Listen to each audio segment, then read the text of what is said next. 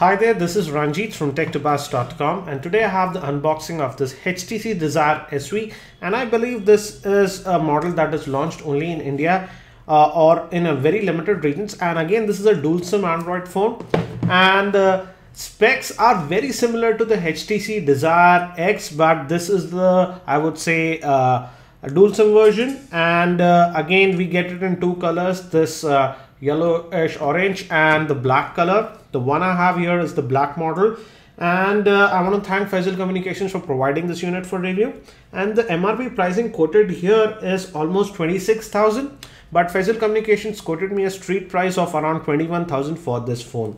And let me quickly go over the specs. It sports a dual core processor, that's a 1 GHz, and I believe it's an ARM Cortex A5. It has a 4.3-inch screen and has 768 MB of RAM and runs on the Android ICS. And here is the SAR rating, and the SAR rating is actually pretty decent. It is just 0.64 watts per kilogram. And let us quickly break this seal now. And it seems like HTC Desire series, they are launching quite a few Android phones these days. And right away we get the HTC Desire SV, and again, as you can see, it's a 4.3-inch Super LCD screen, not 4-inch.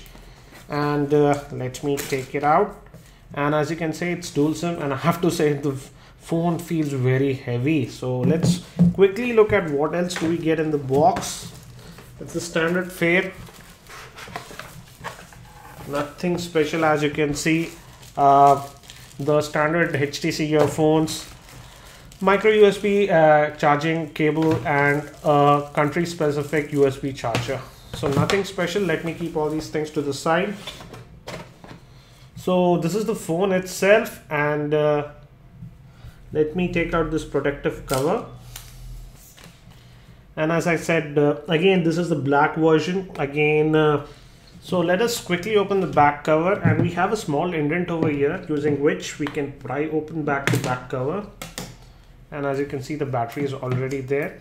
I hope it has some charge so that we can do the first boot for this device. We have a slot for adding our micro SD card. I'm just going to do that, add a micro SD card to the same, like this. And as you can see here, we have two slots for adding the SIM card, and this phone accepts a micro SIM card, not the regular one. And the first one is for 3G and the second is just 2G. So let me add my 3G SIM card to the same, and it goes in here. And let's put back the back cover. Actually, the camera provided on this is supposed to be decent, and it's an 8-megapixel shooter, but I don't get the fact that HTC has omitted the front-facing camera on this mobile. So that's kind of a bummer in my opinion. And let's try to power it on. And it looks like we don't have, yeah, we do have some juice, so let it boot. By that time, I'll just give you an overview. We have the 3.5mm headphone jack over here. The power button is kind of recessed, so it's difficult to press the same. And we have the volume rocker on this end, nothing else. On the bottom, we have the micro USB slot for charging and syncing, the microphone hole over here, and on this end again, nothing. And on the back, we have the 8-megapixel shooter with LED flash, HTC logo, and it also says that it has Beats audio, and we have a nice grill over here for the speakerphone. And it has already booted, so the boot was pretty good. And on the top, we have a very big earpiece, HTC branding. So let me quickly unlock this. And on the bottom, we have three touch type capacitive buttons, back, home, and the multitasking icon. And the screen size, as I said, is 4.3 inches, and it's a Super LCD screen. So let me quickly just set this up and I'll come back. So it has booted and initial setup has been done. And again, the screen looks very good, initial impressions. And let's look at the Android version it ships with. And if we go to about and go to software info, the Android version it ships with is Android version 4.0.4 and the new HTC Sense version that is known as 4.1. And again, as I said, it sports a 1 GHz dual core processor with 768 MB of RAM, and as of now it looks pretty responsive. Let's also look at the storage. and the internal storage is 1.1 GB. And again, we have phone storage also, that's also about 1.1 GB. But as I said, we can add a micro SD card, and I've added my 2 GB micro SD card. So in terms of storage, you shouldn't have a problem with this phone. But again, I missed the fact that it does not have a front facing camera, which is a kind of a bummer. Also, as this is a dual SIM Android phone, we have this network manager. From here you can set the default SIM if we like. And as we are connected to my Wi-Fi network, let's also fire up the web browser and let's have a quick look at the same. How is the performance? Let's go to tech2buzz.com. I love it. And the keyboard is very easy to type because it's really wide. So initial impressions, the keyboard looks decent enough, I would say. Let's try the pinch gesture. It's not as smooth, but again, I'll test it a lot more in my full review. Let's go to Tech2Buzz website and see. Again, the website loaded fairly quickly in my opinion. Let's try the pinch gesture.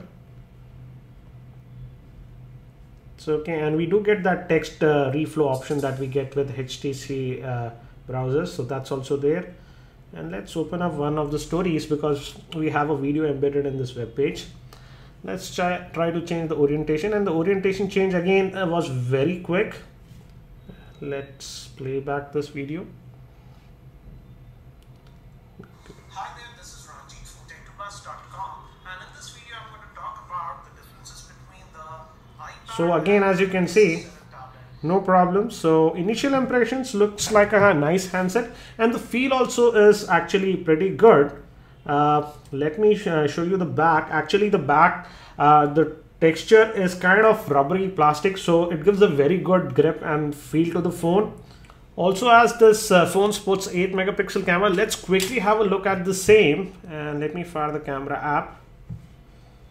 And let's see if we have the tap to focus. Yes, we do have the tap to focus, and it takes the stamp quickly. Let me switch off the flash and let's see how is the speed. Again, instant. We don't get that burst shot while just holding it, but again, the shots that it can take is pretty quick. So I'll be testing this camera, etc., and all the other features in my full review. I'll also be doing the benchmarks, etc. So if you have any particular questions regarding this phone, please post them in the comment section below. I'll try to include them in my full review. That's it for now. This is Ranjit from Tech2Buzz.com, and I hope to see you in my next video.